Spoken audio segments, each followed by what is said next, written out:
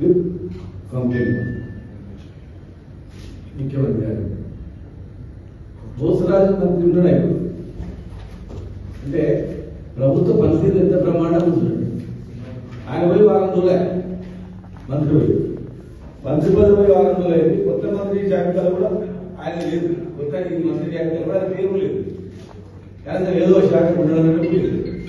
ఒక మంత్రి గారి వ్యక్తికి వారం రోజులు మంత్రి కూర్చిపోయి కూడా వారం రోజులు అయితే కూడా ఇలా ఆయన మంత్రి వస్తున్నాడు అని చెప్పి వీళ్ళు అఫీషియల్ ప్రోగ్రామ్ లో మంత్రి పేరుతో బోసరాజు మంత్రి ఇరిగేషన్ మంత్రి వస్తున్నాయంటే తెలంగాణతో ఉన్నారు. చిక్కోలా చెల్లనుకుంటారు. అసలు ఏమనుకుంటున్నారు? ఏమనుకొని చొల్లబడి పెట్టారు. తెలంగాణకు వ్యతిరేకంగా పనిచేసినటువంటి 5 సంవత్సరాలు తెలంగాణ సుక్క నీళ్ళు రాకుండా అడ్డుకున్నటువంటి ప్రతి ట్రిబ్యునల్లో పోయి తెలంగాణకు వ్యతిరేకంగా పనిచేసినటువంటి తెలంగాణ ప్రాజెక్టులను అడ్డుకున్నటువంటి వ్యక్తిని తీసుకొచ్చి ఆంధ్ర చీఫ్ సెక్రటరీగా, ఆంధ్ర ఇరిగేషన్ మంత్రిగా, ఇరిగేషన్ సెక్రటరీగా పనిచేసిన వ్యక్తిని తీసుకొచ్చి తెలంగాణ నీటిపారుదల శాఖకు సలహాదారు. తెలంగాణలో ఒక్క ప్రాజెక్టుగా ముందుకు పోకుండా అడ్డుకునేదానికి ప్లాన్. ఇక్కడ ఏ ప్రాజెక్టు స్టార్ట్ అవుతుందని ప్లాన్ వస్తేనే ఇమ్మీడియట్ గా వాళ్ళకి చెల్లేసేటువంటి వ్యక్తిని నీటిపారుదల శాఖకు ఇక్కడ అడ్వైజ్. ఏమైనా ఉందా? ఎక్కడైనా ఉందా? అట్లా చరిత్ర ఎక్కడైనా ఉందా? ఆ రికార్డు కాదని వ్యతిరేకం చేసి తీసుకొచ్చి మంచి ఇస్తారా? ఇలా సమీక్ష చేస్తున్నారని చెప్పి చేసింది. సమీక్షలో ఎవరు తీసుకెళ్తున్నారు? బోసరాజు ఎందుకు వస్తున్నాడు? జూరాల పైన కట్టే చెక్ డ్యామ్ చూడడానిక, కొత్తగా ప్రపోజ్ చేసే చెక్ డ్యామ్ చూడడానిక? ఆ చెక్ డ్యామ్లకు బోసరాజుకి ఏం సంబంధం ఉంది? ఏదో సంబంధం ఉంది. అందుకే ఆయన తీసుకొస్తున్నా. మూడు బ్యారేజీలు రోడ్డు 3 బ్యారేజీలు ప్రపోజ్ చేసి ఇప్పటికే ఎండాకాలం ఒక సుక్క ఒక చిన్న బొట్టు కూడా వస్తలేదు. బ్యారేజీల మీద బ్యారేజ్, చెక్ డ్యామ్, డ్యామ్ లిఫ్ట్ల మీద లిఫ్ట్ కట్టి పైన ఉన్నటువంటి నీళ్ళన్నీ పోతున్నాయి. మళ్ళా కొత్త 2 బ్యారేజీలు, ఒకటి 700 కోట్లు, ఇంకోటి దాదాపు 1000 కోట్లు, 2 ప్రపోజ్ చేసి రైచూరులో వేసే కొత్త బ్రిడ్జ్ కప్ చెక్ డ్యామ్ వేసింది. యాక్చువల్ గా జూరాలకు పైనుంచి ఎండాకాలంలో 2000 క్యూసెక్ల నీళ్లు ప్రతిరోజు వచ్చేది. 2000. ఇప్పుడు ఇంత ఉచ్చబొట్టు కూడా వస్తుంది. కింద మన ఏది బొట్టు కూడా వస్తుంది పైనుంచి కింద. ఘోరంగా ఉంది. ఇక ఏం చూస్తారు అక్కడ? ఎండిపోయినటువంటి జూరాలను, ఎండిపోయినటువంటి నెట్టెంపాలను, ఎండిపోయినటువంటి భీమాలు, ఎండిపోతున్న కోయిల్సాలు వస్తుంది. బురదలు.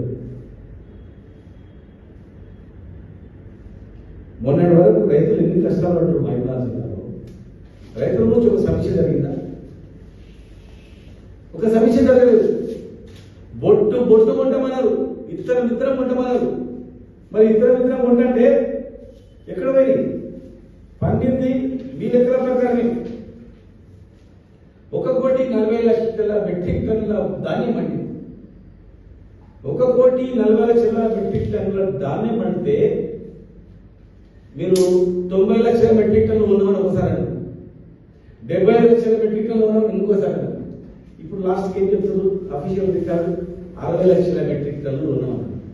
మరి 1,40,00,000లో 60 లక్షల మెట్రిక్ టన్నులు మీరు ఉన్నామని మీరు చెప్తే 80 లక్షల మెట్రిక్ టన్నులు ఎక్కడ పోయి చూసిందా? కనీసం సమీక్ష జరిగినాయి. జిల్లాలో ఎన్ని సంచులు ఉన్నాయి, గన్ని బ్యాగ్స్ ఉన్నాయి, ట్రాన్స్పోర్టేషన్ సిస్టమ్ ఎట్లుంది, తడిసిన ఓట్లు ఎట్లున్నాయి, ఎందుకు నడిచినాయి, మిల్లుల దగ్గర ఎందుకు భారం తీసారు, ఎందుకు కొనలేదు, ప్రైవేట్లో ఎట్లా అనుకున్నారు, ఏమైనా లెక్కలు ఉన్నాయండి? రైతులకు పూర్తిగా అధ్వానమైనటువంటి పరిస్థితి చేసింది. కరెంటు లేక, పండిన దానికి గిట్టుబాటు ధర లేక, ఉన్నదాన్ని తడిసిపోయి మొలకెత్తి కన్నా కష్టాలు పడితే సమీక్ష లేదు. క్రాప్ వాళ్ళే ఇచ్చారు. మేము ఇవాళ చూడండి శ్రీశైలం దగ్గర ఇప్పుడు కూడా మీరు ఎత్తుకోవచ్చు. 6 నెలల క్రితమే జీవోల కథమైంది. మేము జనవరిలో వెళ్ళిపోయింది. ఇలా ఈ రోజు వరకు నీళ్ళు ఎత్తుకోవచ్చు. అక్కడ నుంచి. కానీ జూరాల నుంచి నీళ్ళు తెచ్చుకునేది అన్నారు. ఎంతో దురదృష్టితో ఆలోచించి కేసీఆర్ గారు జూరాల నుంచి సాధ్యం కాదు, ఉన్నటువంటి చిన్న చిన్న బుడిబుడి రిజర్వాయర్లు విడుదలేవు, మనకు కూడా హక్కు ఉంది శ్రీశైలం పైన, బరాబర్ శ్రీశైలం నీళ్ళు వాడుకోవాల్సిందే, 290 టీఎంసీలు ఉన్నటువంటి రిజర్వాయర్ నుంచి వాడుకోవాల్సిందే, 7 టీఎంసీల నీళ్లు 2 నెలలు 3 నెలలు ఎండిపోతుందని చెప్పి ఆలోచన చేసి ఇది వాస్తవం కదా. మీరు చూడండి, మీరు ఇలా జూరాలు చూడండి, జూరాల కింద ఎండిపోయిన ప్రాజెక్ట్ చూడండి, ఎండిపోయిన పొలాలు చూడండి, క్రాప్ సాల్ట్ వేసినటువంటి పొలాలు చూడండి, సీదా శ్రీశైలం రిజర్వాయర్ చూడండి, దాని కింద ఆ పరివార ప్రాంతమైనటువంటి కల్టివేషన్ చూడండి. మరి ఏది కరెక్ట్ కూడా చెప్పండి దయచేసి. ఇప్పటి వరకు కూడా ఒక పైసా కూడా ఖర్చు పెట్టలేదు. ఇలా మీరు చూసేటన్నీ కూడా కేసీఆర్ పెట్టేటట్టువే. నాగాపూర్ నుంచి మొదలుకుంటే కేసీఆర్ పెట్టిన పంపులు, కేసీఆర్ గారు ఇన్స్టాల్ చేసినటువంటి ఇరిగేషన్ కాలువలు, తోయిన కాలువలు, పెట్టిన పంపులు, కట్టిన రిజర్వాయర్లు, పెట్టినటువంటి సబ్స్టేషన్స్, తోగినటువంటి సొరంగాలు, ఇవి తప్ప ఇది ఉంటుంది. 1 కిలోమీటర్ తోయిందా, 1 జాగ్రత్త బద్దెన తోయిందా? పాత బిల్లు 5,000 కోట్లు పెండింగ్ ఉన్న బిల్లు పైసలు ఇచ్చింది తప్ప అంతే. 33,500 కోట్ల వరకు కంప్లీట్ చేసి 27,500 కోట్ల డబ్బులు పేమెంట్ చేసి 5,000 కోట్లకు టోకన్ ఇచ్చి దగ్గర ఉండేటువంటిది. ఆ టోకన్ మీరు పాస్ చేసింది, ఎట్లా పాస్ చేసిందో మీకు తెలుసు. అది తప్ప చేయలేదు. రైతుల గురించి పట్టించుకోకుండా ఇవ్వాల. దీనికి అవసర అరెస్టులు, అక్రమ అరెస్టులు, నిర్బంధం చేయడం, బెదిరించడం ఎందుకు? ఎవడు అడుగుతున్నాడు మిమ్మల్ని చెప్పండి. మేము అడుగుకోని పిలిపించినామా? మరి ఇక్కడ అడుగుమన్నామా? మా తప్పదంతా తొందరగా కంప్లీట్ చేయాలి. సరే రేపు వచ్చి ఎల్లుండి టెండర్ పిలుస్తారా, ఆవుల నుండి పరిస్థితి పిలుస్తారా, కాలువలు ఎప్పుడు స్టార్ట్ చేస్తారా చూద్దామని మేమందరం ఉన్నాం, ఎదురు చూస్తున్నాం. కానీ అరెస్ట్ చేయడం ఏంది, భయపెట్టించడం ఏంది? ఇళ్ళకు పోయి భయపెట్టించి దాడులు చేయడం ఏంది? ఏమైనా పార్టీ పిలిపించడమా? పార్టీ తరఫున పిలిపిస్తే 1,00,000 మంది చదువుతారు. ఇప్పుడు పని చేయకుండా అడుగుతున్నారు మళ్ళీ. అందుకే మేము చెప్పినాం, అడ్డుకోమని ఎవరు చెప్పలేదు, మేము పాటించి పిలిపివరే. ఎవడైనా రైతుకు కడుగుమంటే మీకు ఎవరైనా మాట్లాడితే సమాధానం ఇవ్వండి, అడిగితే సమాధానం ఇవ్వండి.